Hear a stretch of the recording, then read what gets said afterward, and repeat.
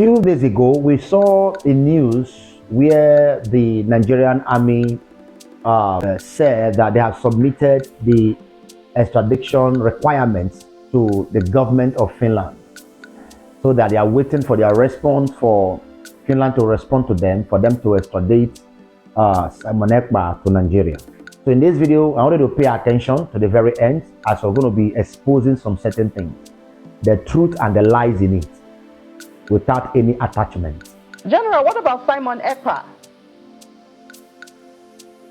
I'm sure he's cooling off somewhere, and legal action is going to be taken accordingly. So I don't want to say much about that, but I'm happy that he has been arrested, and the federal government have actually forwarded most of the requirements to the Finnish government. So I'm sure the right thing will be done. And I will tell you that thing that Izzy Musa, they call him, said, it is fake. It is not true. Because there are reasons why it should be fake. Number one is that Nigeria does not have extradition treaty with Finnish government. There is no extradition treaty, there is no agreement, there is no relationship between Nigeria and the Finnish government in the course of extradition. Unless they want to go and pass corner, and that will take them decades. They will pass corner, they will pass different ways. They will want to use one or two persons. You know, they always have insider, and they are ready to pay heavily to get what they want. All right, they are ready to pay a lot of money to extradite Simon Ekpa to Nigeria. They are ready to spend almost to their last kobo instead of them spending the money to fight Boko Haram. All right, they are ready to do that. So, but let me say this to you, that Finland does not bypass law when it comes to their citizens. Do not forget that Simon Ekpa is also a Finnish citizen. So the Finnish government, they doesn't bypass their law when it comes to their citizens. They care for their citizens. It's not like this Nigeria where we are now, that nobody cares for you. You are responsible for your feeding. You are responsible for your gas. You are responsible for your transportation. You are responsible for your clothing. You are responsible for you to make money, to make a job, to learn work. You are responsible. Government doesn't do anything for you. And you are responsible for your security. If you are kidnapped, you are the one that will pay heavily and to be released. That is why they have turned kidnapping to business in this country.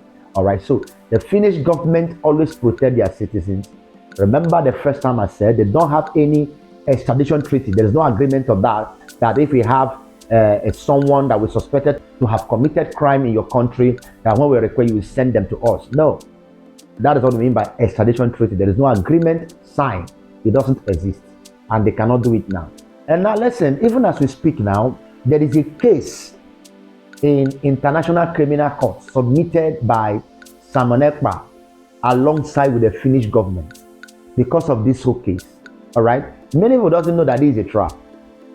When PM said that is 100 steps ahead of you, you think that he's joking. No, a man like that cannot put his life in line when he has not set a gate and a way for his escape, when he doesn't know where he's going to. He don't do things blindly. All right, so right now there is a case, because this whole thing started when they invited Simon Ekpa. He went there and they told him the allegation that were against him, and according to what happens, according to their law, if you are invited and maybe you are reminded, within 3 days you must be released. Within 3 days you must be let go. And when they let you go, then all evidences, they can bring it together, they can charge you to court. All right, yeah, they can charge you to court, but not in jail, not in prison, not in anywhere at all. So when they invited him, they asked Nigeria to present evidence, and the things they presented, they look at it, those things, there is no fact, there is no truth in it. They not change it now. You know, they charge him of terrorism and all that, and later they not change it. They say no, say he's inciting violence through social media. That is the only thing they said. Say he's inciting violence in the Southeast. He's saying things on social media, making people to fight against the government in the Southeast. That is the only thing they can handle. They have removed the rest they are trying to say. All right, they have removed the, what do they call it? Say they want to overthrow the government of Nigeria. They want to do those ones. They have removed all those ones because they were there before. So the case that is in ICC now, there is no Nigerian lawyer that has been able to go there to attend. Nigeria did not respond. None of them get mind to go to ICC to represent their country, even as they claim.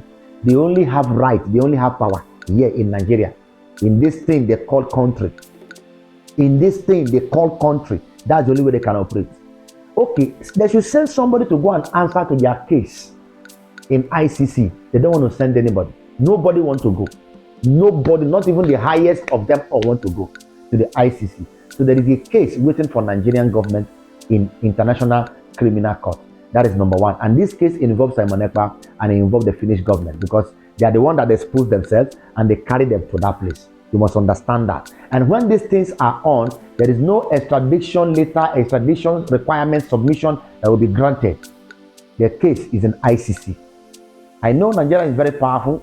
They are very powerful. They can use every means. It's a very powerful people. They can use every means because they are using their resources, all right, in the Biafra land to exchange, all right, to what they want to do. That is the only strength. So they are using what we have to fight us. The only thing I see that they have to submit against Simon Ekpa is their lies, their deception, and bribe. That's all. Lies and deception and bribe. Apart from this, nothing. Oh, you want to make a reference to the case of Nnamdi Kanu? You remember how many charges they have leveled against him? Severally, and he won all of them hands down. All. To an extent that even Justice Nyako removed her head, say she not a part of the case again. And since then, nobody accepted to take the case. So they are shifting from one place to another. Now that is what is going on. It's just a delay tactics. Just to keep on going, the government is running and they're doing their evil. That's all. That is the only thing they have to submit. Lies, deception, and bribe. Without bribe, nothing. And you must understand that no matter how the European countries are, no matter how good a country is, no matter how good even the US or the country, there will be always somebody that is corrupt. Corruption is not only in Africa. Among the good people that you can think that they are good, somebody must be corrupt. Among the people around you think they are good, somebody must be corrupt. The scriptures make us to understand that even among the 12 disciples, there is one called Judas. And Judas is the person that is very close to Jesus. Judas is a cousin of Jesus. And he was the one that we are eating with the chief priest. The scripture said that he ate with the chief priest. He was with them, but he was eating with the chief priest, native doctors and the rest. He will go and eat with them and come back and eat with Jesus. There is somebody among the good people that is still evil. So that is the only way. Once they discover the person, they will pass through the person. And I tell you, the Nigerian government have discovered the person, they have passed through the person, and right now God is already exposing them. That's why you can see a lot of traitors in this movement. Their target actually is not to kill Simon Ekpa because they cannot. Their target is to keep him in one place, to silence him. And they know that they cannot actually do this when the guy remains in Finland.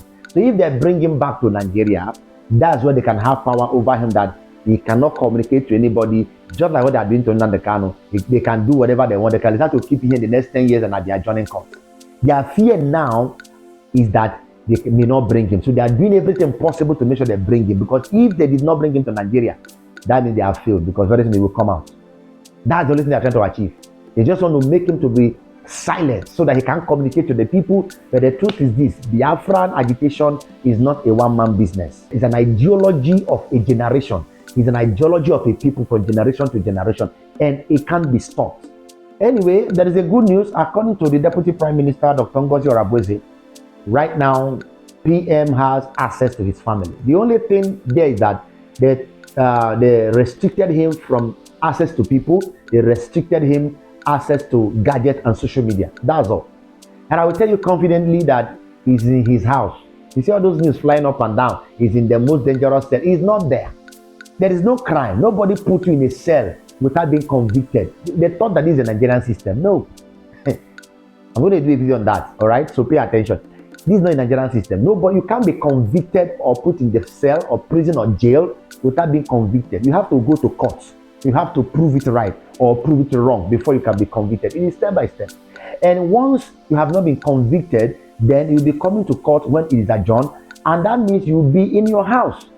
The highest thing they can do is like a house arrest, which is they will put security there that you will not use gadgets, you will not have visitors, you will not have anything access. But right now, the limitations have been lifted a little bit. He have access to his family and wife and all that, so his family can visit him now. So it's just a gradual process. Very soon, you will have access to him. He will come up and will start speaking. It's just a matter of time. Please, guys, share this video to everyone out there. It's just an awareness to some people that think that they're afraid, that they don't know what is going on. We are bringing more awareness. If you have not subscribed to this channel, please kindly subscribe, share my videos, and God bless you. Ogade, day one.